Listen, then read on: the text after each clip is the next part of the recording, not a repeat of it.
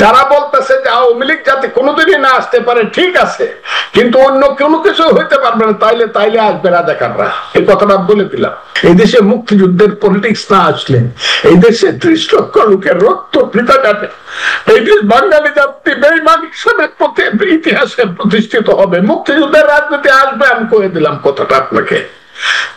আমাকে মারে ফেলতে পারে, এখনো বাইরে হলে গুলি করে মারে ফেলতে পারে, কিন্তু মুক্তিযুদ্ধের রাজনীতি কিন্তু আসবে, আমি কয়ে গেলাম কথা।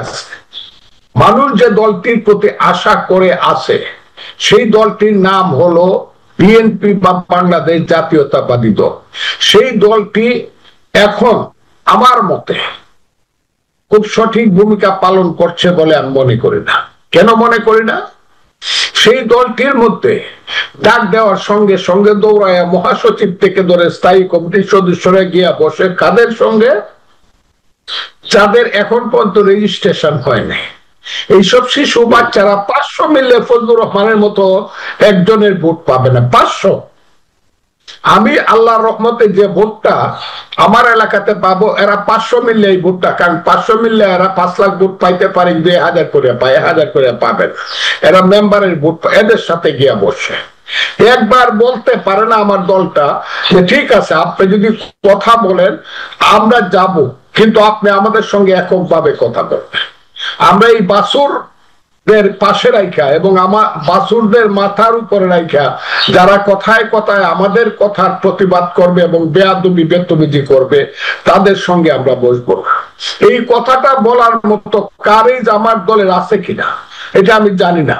এবং আমার দল এই কাজটা করে যে ইউনূস সাহেব ডাক দিলেই যায়, কে এদের সাথে বসে, যারা 4 দিন আগে স্লোগান দেয় 1 2 3 4, যারা 3 দিন আগে স্লোগান দেয় গাছের ডালে কাওয়া তারেক রহমান অমুক, যারা স্লোগান দেয় আমার ভাইয়ের রক্তে লাল তারেক রহমান অমুকের আল, এইগুলা যারা স্লোগান দেয় তাদের, যারা নোয়াখালীতে চিটাগাঙ্গে কক্সবাজারে মিটিং করিয়া বিশ্রী কুশ্রী স্লোগান দেয় আমাদের নেতা নেত্রীদের নামে, শহীদ জিয়াউর রহমানের ছবি যারা পদদলিত করে, তারেক রহমান খালেদের ছবি, তাদের সাথে দেখে গিয়া বসে বসে হাসা হাসা কথা কয়।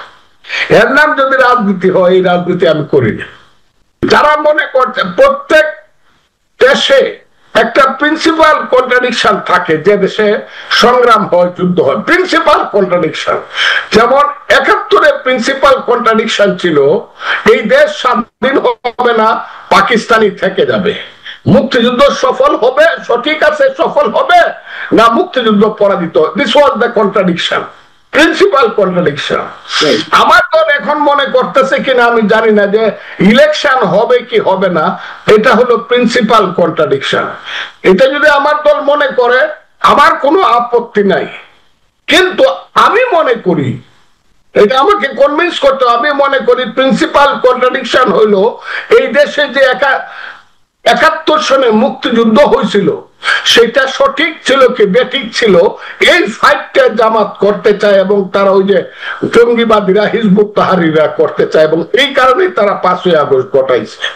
যদি তারা গণতন্ত্রের জন্য 5ই আগস্ট ঘটাইতো ভোটের জন্য, তাহলে 3 মাসের মধ্যে তারা ইলেকশন দিয়ে দিত। বছর যাবৎ ক্ষমতায় থাকেও যখন বলে আমরা কি ইলেকশন করার জন্য ক্ষমতায় আসছি, আমরা তো এই দেশকে পরিবর্তন করার, কোন পরিবর্তন, আমরা দেশকে আফগানিস্তান করতে, তারা ক্লিয়ার স্লোগান দেয়। কাজে তাদেরকে জিজ্ঞাসা করতে হবে তোমরা কি প্রধান কন্ট্রাডিকশন কি 71 নিয়ে নাকি প্রধান কন্ট্রাডিকশন ইলেকশন নিয়ে। কাজে আমি মনে করি না যে এই জিনিসটা খুব সুষ্ঠুভাবে সমাধান হবে, কারণ ইউনূস সাহেব ওই যে শেয়ালের পিঠা ভাগ করার মতো ভাগ করে দিতেছে রাজনৈতিক দলগুলোকে। নিজে একটু বেশি কামড় দিয়ে ওজনতে হয়েছে না, তারপর না আরেকটু কামড় দেন তাইলে বলে ওজনতে হয়েছে না। কিন্তু কেন তারা ডক্টর মোহাম্মদ ইউনূসের এই ইচ্ছার প্রতিফলন ঘটাচ্ছে?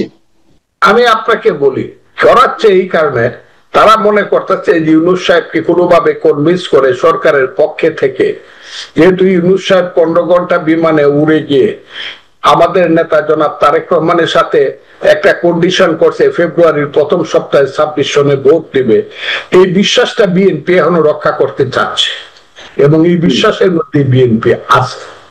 কিন্তু এই বিশ্বাসের মধ্যে থেকে যদি দেখা যায়, কালকেও একজন বলছে, তাদের মন্ত্রিসভার খুব সিনিয়র মিনিস্টার বলছে চট্টগ্রাম বিমানবন্দর বিদেশিদের কাছে দিয়ে দেওয়া উচিত। এই কথাটা যদি প্রতিবাদ করতে না পারে, যদি বিএনপিও মনে করে ইয়েস চট্টগ্রাম বিমানবন্দর বিদেশিদের কাছে দিয়ে দেওয়া উচিত, তাহলে তো সে তো কর্মীদেরকে বা নেতাদেরকে বা দলকে কনভিন্স করতে হবে, নাকি একা একা বললেই হবে ইয়েস আমরা একমত? ঠিক আছে, সেটাই বলুক যে আমরাই একমত চট্টগ্রাম বিমানবন্দর বিদেশিদের হাতে চলে যাক, তা নয় তো আর প্রতিবাদ করা দরকার। দল তো প্রতিবাদ করা উচিত বলে আমি মনে করি। এগুলো তো বেসিক পলিটিক্স, এগুলো তো politics of existence of my country, আমার দেশের অস্তিত্বের প্রশ্ন এখানে। তারা কেন জিজ্ঞাসা করবে না সেন্ট মার্টিন দ্বীপ কি আমার দেশের ভিতরে আছে না বাহিরে চলে গেছে? এই ফাইট গুলো করবে না, খালি ইলেকশন ইলেকশন ইলেকশন, এটাই কি হবে? আর ইলেকশন তো তারা দিবে না। আমি বললাম they will not furnish election in this country under the leadership of Mr. অধ্যাপক মোহাম্মদ ইউনূস। হবে না এই দেশে।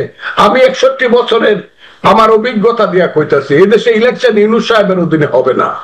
যে 71 সনের যুদ্ধ বিরোধীরা এই দেশটাকে সমস্ত কিছু বিনা নির্বাচনে গ্রাফট করে ফেলবে, এবং বিএনপি মনে করতেছে এতেই বুঝি একটা ইলেকশন হইলে আমাদের খুব লাভ হয়ে যাবে।